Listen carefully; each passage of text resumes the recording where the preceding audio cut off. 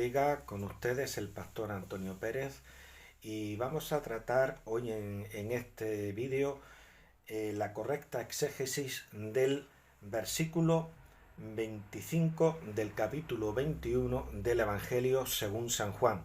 Este texto es muy usado por la doctrina católico-romana y por los apologetas para enseñar de que la Biblia nos enseña de que hay otras doctrinas que nos han llegado hasta nosotros por vía oral, pero que no se consignaron en las Sagradas Escrituras. Es lo que en la doctrina católico-romana se llama la insuficiencia de las Escrituras. Entonces, ellos dicen que es necesario el magisterio infalible de la Iglesia católico-romana para transmitirnos toda la verdad. Entonces, ellos citan este texto del capítulo 21, versículo 25 del Evangelio según San Juan para autenticar y probar la veracidad de esta doctrina. Ellos dicen, repito, de que la Biblia sola por sí misma no nos enseña la verdad completa, sino que necesita completarse. Ellos hablan de la insuficiencia de las Escrituras, mientras que nosotros, por el contrario, hablamos de la suficiencia de las Escrituras porque nos da todo lo que necesitamos para ser salvos y para vivir una vida de piedad y de santidad delante de Dios. Pues bien, sin más preámbulos, vamos a pasar a leer el texto y vamos a comentar acerca de la exégesis del mismo. Vamos a hacer una correcta exégesis del texto en cuestión. ¿Qué dice el texto? Dice, y hay también otras muchas cosas que hizo Jesús, las cuales, si se escribieran una por una, pienso que ni aun en el mundo cabrían los libros que se habrían de escribir. Amén. Bien, pues ellos dicen, ven, está claro que no todo lo que enseñó nuestro Señor Jesucristo se consignó en los evangelios, se ha consignado en el Nuevo Testamento, sino que hay otras muchas enseñanzas, otras muchas doctrinas que el Señor enseñó, que el Señor instruyó a los apóstoles, pero que no nos han venido a través de la Biblia, sino que nos han venido por vía oral. Por ejemplo, la Inmaculada Concepción. El Señor Jesús seguro que enseñó la Inmaculada Concepción, pero esa doctrina no fue consignada en las Escrituras, sino que nos ha venido por vía oral. Los obispos lo recibieron de los apóstoles y a su vez lo han ido predicando, lo han ido enseñando a viva voz y nos ha llegado hasta nosotros hasta que ya por fin fue declarado dogma de fe. Este es un ejemplo. Podríamos hablar, por ejemplo, de la doctrina del purgatorio, podríamos hablar, por ejemplo, de las indulgencias, y etcétera, etcétera. Otras muchas doctrinas que tiene el catolicismo romano y que no están consignadas en las Sagradas Escrituras. Entonces, ellos te citan este texto para probarte de que no, de que hay otras muchas doctrinas que no quedaron consignadas en el texto sagrado y que nos han llegado por vía oral, a través de la predicación a viva voz de los obispos, a través de los padres de la Iglesia, a través de los concilios, a través de los credos de dichos concilios, etcétera, catecismo, etcétera. Entonces, vamos a pasar a leer detenidamente el texto, a ver qué es lo que nos está diciendo en realidad, y después vamos a pasar a contextualizar, a leer ese texto en el contexto del capítulo en el cual se ha escrito. Dice, y hay también otras muchas cosas que hizo Jesús. Cuidado, ojo al dato, que hizo Jesús. No dice que enseñó Jesús. No está hablando de instrucciones, no está hablando de enseñanzas, sino que está hablando de hechos, pero no de enseñanzas. Y hay también otras muchas cosas que hizo Jesús, las cuales si se escribieran una por una, pienso que ni aún en el mundo cabrían los libros que se habrían de escribir. Amén. Pues bien, ¿a qué tipo de hechos se refiere? Porque aquí no está hablando de doctrinas, no está hablando de doctrinas como por ejemplo el purgatorio, como por ejemplo la distinción de latría, hiperdulía, dulía, no está hablando del purgatorio, no está hablando de ninguna doctrina, está hablando de hechos, pero no de doctrinas, no está hablando de enseñanzas. Vamos al contexto. Si vamos al capítulo 20, versículos 30, 31, nos dice lo siguiente. Recordemos la frase del versículo 25. Y hay también otras muchas cosas que hizo Jesús. ¿Qué fue lo que hizo? ¿Qué dice el versículo 30 y 31 del capítulo 20? Hizo además Jesús muchas otras señales. No está hablando de enseñanzas, está hablando de señales, Lo que no quedó consignado en el texto sagrado fueron señales milagrosas que hizo el Señor Jesús, que si se escribieron todas, no cabrían los libros a escribir en el mundo. E hizo además Jesús muchas otras señales en presencia de sus discípulos, las cuales no están escritas en este libro. Pero estas se han escrito para que creáis que Jesús es el Cristo, el Hijo de Dios, y para que creyendo tengáis vida en su nombre. Entonces, está claro que lo que quedó escrito es suficiente y necesario para llevarnos a la salvación. Dice, porque estas señales se han escrito para que creáis que Jesús es el Cristo. Entonces lo que nos salva no son otras doctrinas que no quedaron escritas, sino que lo que fue escrito es suficiente para que seamos salvos, para que creáis que Jesús es el Cristo, el Hijo de Dios, y para que creyendo tengáis vida en su nombre. Entonces el texto sagrado ha consignado una serie de señales que demuestran que Jesucristo no era un impostor, no era un gurú venido de la India, como dicen algunos, menuda barbaridad, menudo disparate ese, sino de que era el Hijo de Dios encarnado. Es la revelación definitiva a la humanidad, es Dios mismo que se ha presentado aquí en forma humana a través de la persona del Hijo. Entonces, dice, hizo además Jesús muchas otras señales en presencia de sus discípulos, las cuales no están escritas en este libro. Pero estas se han escrito, las señales estas se han escrito para que creáis que Jesús es el Cristo, el Hijo de Dios, y para que creyendo tengáis vida en su nombre. Suficiencia de las Escrituras. Total y absoluta suficiencia de las Escrituras. ¿A qué señales milagrosas se está refiriendo el apóstol Juan cuando nos escribe? Bien, pues si vamos a contextualizar más aún. En lugar de fijarnos en el capítulo 21, vamos a pasarnos al capítulo 20. Y así aún podemos contextualizar más para entender qué es lo que el apóstol Juan nos quería enseñar en el versículo 25 del capítulo 21. Dice la palabra: cuando llegó la noche, en aquel mismo día, estoy leyendo en el versículo 19 del capítulo 20, cuando llegó la noche de aquel mismo día, el primero de la semana, estando las puertas cerradas, oigan bien, estando las puertas cerradas en el lugar donde los discípulos estaban reunidos por miedo de los judíos, vino Jesús. Estando las puertas cerradas, vino Jesús y puesto en medio le dijo: paz a vosotros. Primera señal. Aquí tenemos la primera señal.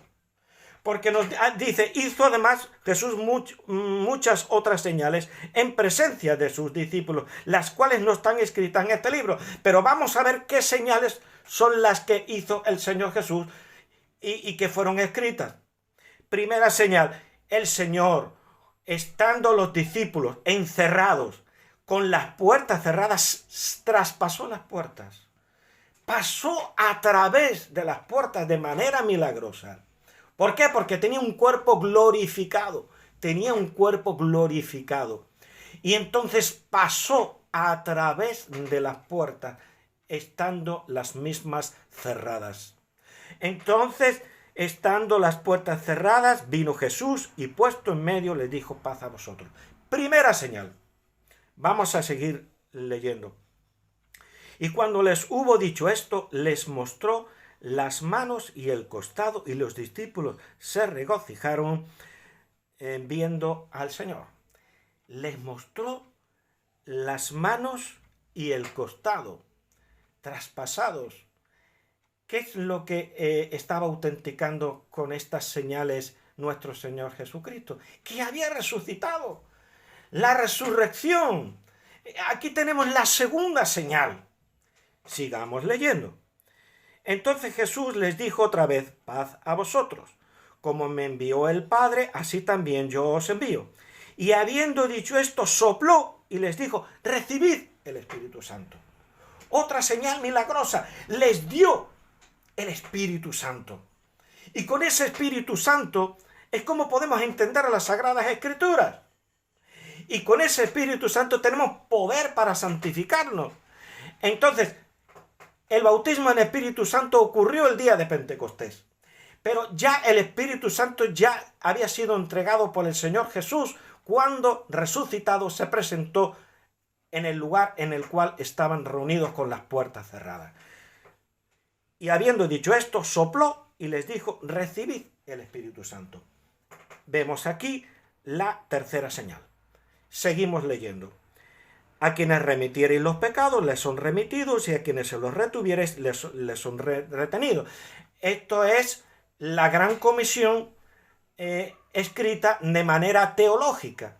Mientras que en los evangelios sinópticos, Mateo, Marcos y Lucas, se expresa este mismo versículo, esta misma enseñanza, de manera narrativa, aquí es expresada de manera teológica, pero este ya sería otro tema a tratar. Ya hemos hecho un vídeo al respecto de cómo es la correcta exégesis de Juan 20:23. Ustedes lo pueden consultar. Seguimos leyendo. Pero Tomás, uno de los 12, llamado Dídimo, no estaba con ellos cuando Jesús vino. Le dijeron pues los otros discípulos: al Señor hemos visto. Él les dijo: si no viere en sus manos la señal de los clavos, y metiere mi dedo en el lugar de los clavos, y metiere mi mano en su costado, no creeré. 8 días después estaban otra vez sus discípulos dentro, y con ellos Tomás. Llegó Jesús, estando las puertas cerradas, y se puso en medio, y les dijo: paz a vosotros. Aquí vemos la cuarta señal. Ya hemos visto 3 señales. Esta es la cuarta señal. Otra vez, el Señor hizo esa señal, hizo ese milagro. Traspasó las puertas.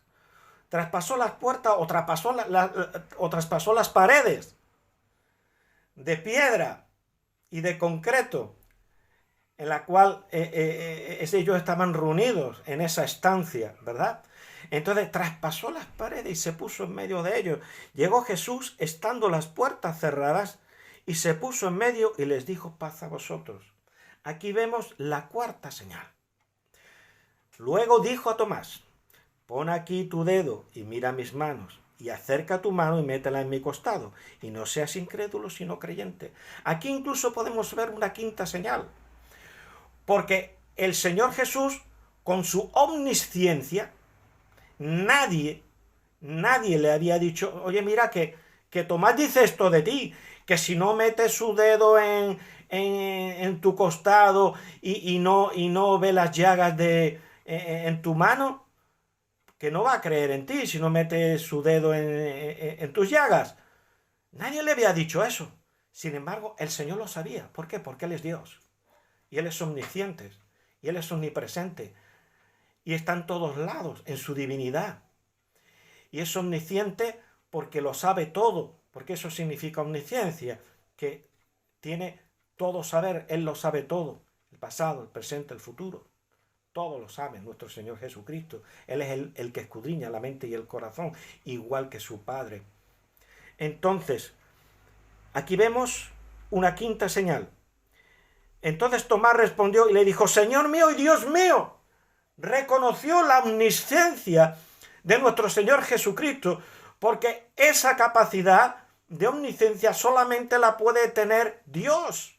Dios es el único omnisciente. Y el Señor Jesús hizo una clara exposición de ese atributo divino de la omnisciencia delante de todos y delante, por supuesto, de Tomás. Entonces, él reconoció la divinidad de nuestro Señor Jesucristo. Respondió Tomás y le dijo, Señor mío y Dios mío. Y le dijo a él, no fue una exclamación, como cierta secta va diciendo por ahí, la secta de los falsos testigos de Jehová. No. Entonces Tomás respondió y le dijo a él, no fue una exclamación de sorpresa, no. Entonces Tomás respondió y le dijo, Señor mío y Dios mío. Sigamos leyendo. Jesús le dijo, porque me has visto, Tomás, creíste, bienaventurados los que no vieron y creyeron. Gloria al Señor. Seguimos leyendo buscando más señales que hizo el Señor.